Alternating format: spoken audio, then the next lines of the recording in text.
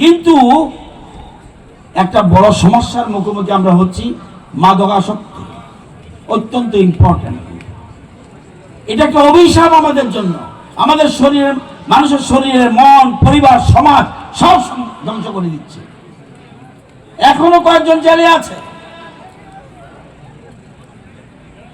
ভালোর জন্য বলছি, এর থেকে বাঁচার একটি মাত্র পথ স্পোর্টস,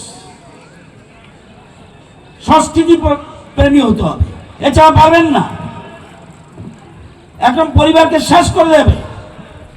তো আমরা আমাদের মূল উদ্দেশ্য, সবাই এটাকে বাদ দিতে পারবেন। পরিবারের যারা কর্তারা এসেছেন তাদেরকে বলছি, যদি মনে করেন যে ড্রাগস থেকে দূরে থাকবেন, খেলার মাঠে পাঠান, অথবা সিঙ্গিং এ পাঠান, অথবা ড্যান্সিং এ পাঠান, অথবা জুডোতে পাঠান, ফুটবলে পাঠান, যে কোনো খেলাধুলা, সংস্কৃতি সবকিছুর মধ্যে যুক্ত করুন।